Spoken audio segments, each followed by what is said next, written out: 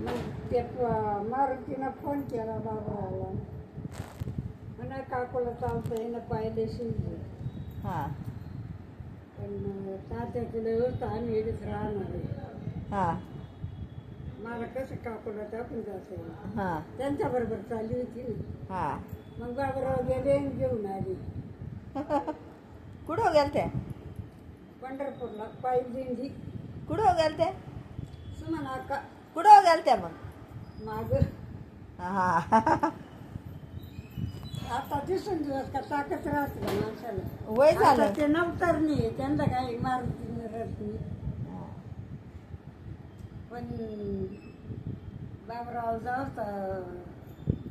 मग लोक निघून गेले, पण ते नाही गेले सोडून.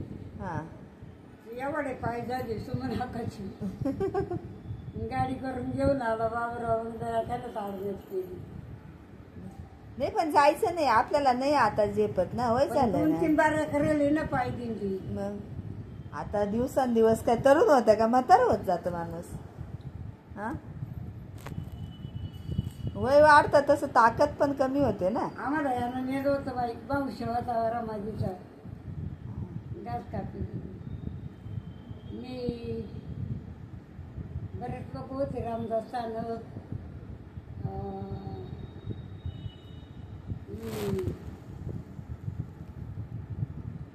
लक्ष्मी होती लहान बाबाची. आपल्या इडलेले लोक होते, गाडीत केली होती. म्हणून पाय पाय नको, आणि म्हणलं पाय पाय नाही यायचं रे बाबा, एवढं लांब कामाला चालणं होईन का. आता लोक काय पळत चालत आहे म्हणलं वाटाने. भाऊच्या गाडी होता रमाजीचं गेलं बाई, घास कापता कापता बोल.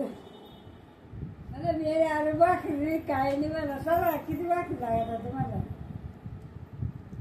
एक हात्याला आलं जाता गेला आतमध्ये, पण एवढी वडी आली एवढ्या लोकांची त्याच्या वळखी एवढ्या खाली गेलं पाहिजे. मग गाडी खाली लावली. म्हणा का म्हणली ये नाही म्हटलं छक्कन बरं करी जाऊ शकतो चालवलं करत.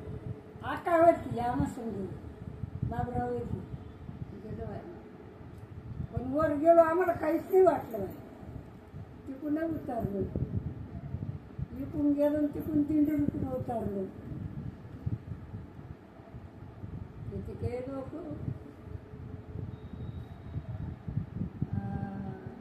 भगवान गडाला नेलं होतं त्यानं बळत. बाबूशाला नादी होता बरं का रमाजीचा. गेलंच जवान त्या आईच्या नादी लागले तिकडे.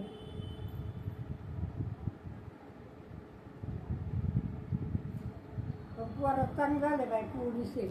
पंढरपूर झालंय तुमचं ना? मग 2 वेळा झालं ना? एकच आहे नाही एक पोर आणि एक पोर आहे. पंढरपूर 2 वेळा झालं ना? पंढरपूर 2 वेळा झालं ना? काय माहिती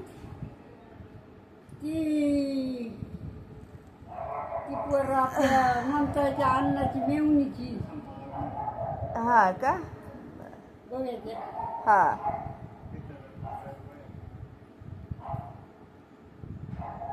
आता घरी कोण नाही राहिलं